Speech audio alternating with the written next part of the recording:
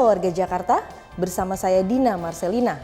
Berita Jakarta hari ini, Selasa 10 Februari 2026, menghadirkan berita pilihan dan informasi terbaru untuk Anda.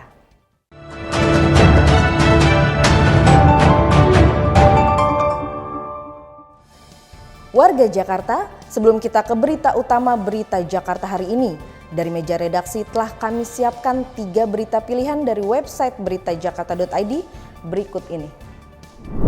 Informasi pertama, DPRD DKI Jakarta menggelar rapat paripurna dengan agenda penyampaian pandangan fraksi terhadap Raperda Penyelenggaraan Sistem Pangan. Seluruh fraksi sepakat aturan ini sangat strategis untuk menjamin kedaulatan dan keadilan pangan warga ibu kota. Beberapa poin krusial yang diusulkan adalah penerapan sistem data stok secara real time, jaminan produk halal, hingga penguatan peran BUMD pangan sebagai stabilisator harga. Raperda ini diharapkan menjadi instrumen konkret dalam menyediakan pangan sehat dan terjangkau bagi seluruh lapisan masyarakat. Kemudian informasi, Suku Dinas KPKP Jakarta Selatan terus berupaya mempertahankan status Jakarta sebagai kota bebas rabies. Sebanyak 49 ekor hewan peliharaan, mulai dari kucing hingga anjing, telah divaksinasi secara gratis di Kelurahan Pejaten Barat. Selain melindungi hewan dari infeksi, vaksinasi ini penting untuk mencegah penularan virus fatal ke manusia. Warga diimbau segera membawa hewan kesayangan ke lokasi vaksinasi terdekat. Selanjutnya, menyongsong 5 abad Jakarta, Pemprov DKI resmi memulai peringatan Bulan Keselamatan dan Kesehatan Kerja atau K3 tahun 2026.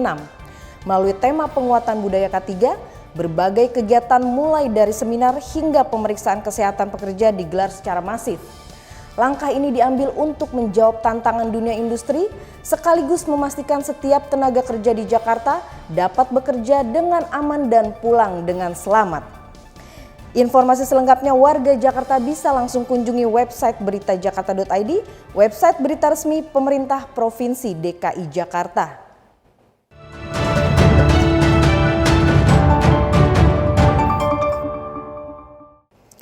Kita beralih ke berita pertama berita Jakarta hari ini.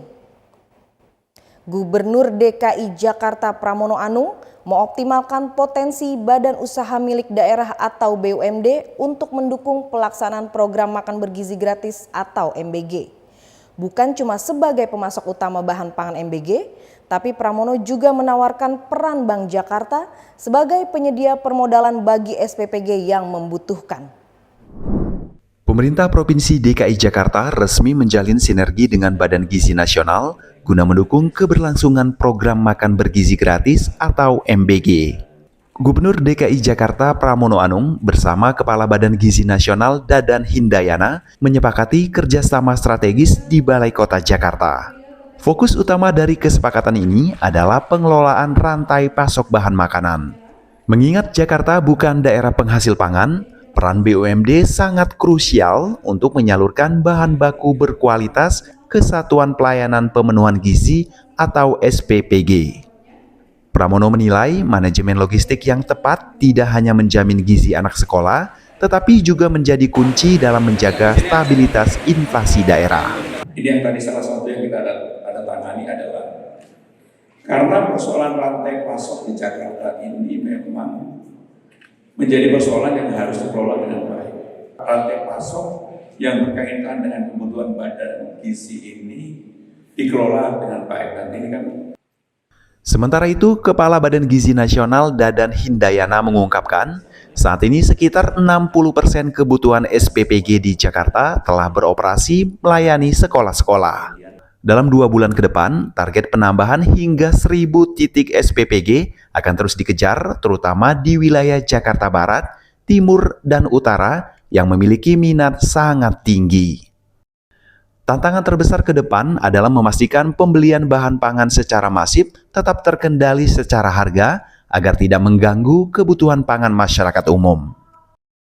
Sinergi ini diharapkan dapat menjadi model tata kelola logistik pangan nasional sekaligus mewujudkan generasi emas melalui asupan gizi yang terjamin.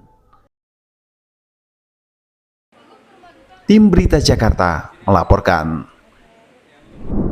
Kita beralih ke berita selanjutnya.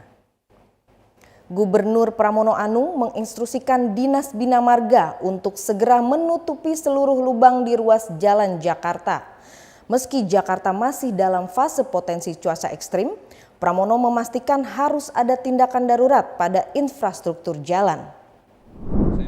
Hal itu diungkapkan Gubernur DKI Jakarta menanggapi peristiwa meninggalnya seorang pelajar yang meninggal dunia setelah kecelakaan akibat jalan berlubang di kawasan Matraman, Jakarta Timur. Menurut Pramono, dari rekaman CCTV, korban kehilangan kendali motornya saat melintasi jalanan yang licin dan berlubang.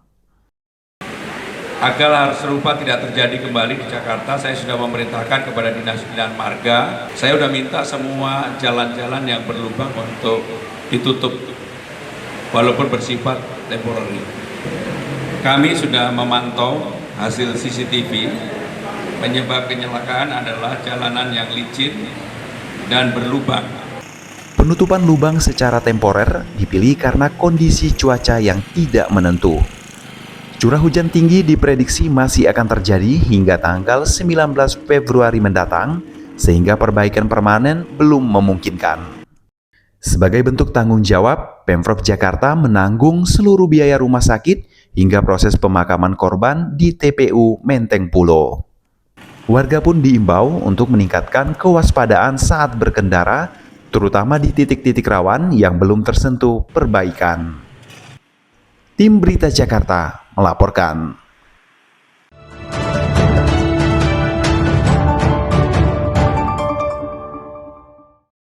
Kita ke segmen Info Jakarta. Warga Jakarta udah punya agenda merayakan Imlek di mana? Catat tanggalnya ya. 16 hingga 17 Februari 2026 ada Jakarta Light Festival edisi perayaan Imlek 2026 di Taman Fathahillah Kota Tua, Jakarta Barat. Gratis, warga bisa menyaksikan instalasi visual video mapping dan instalasi lampu warna-warni yang menghadirkan perjalanan waktu dan warisan budaya. Jangan lewatkan keseruannya bersama keluarga, sahabat, hingga orang tercinta.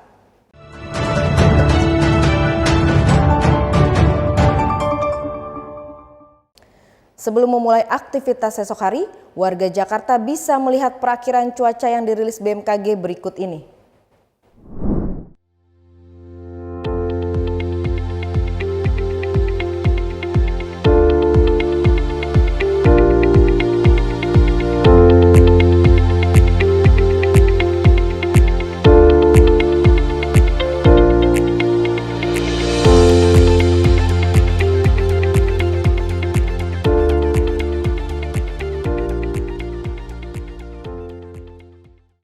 Masyarakat diimbau tetap waspada terhadap perubahan cuaca.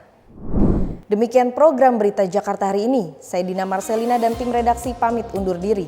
Menyongsong 5 abad Jakarta, jati diri Indonesia, megapolitan dunia.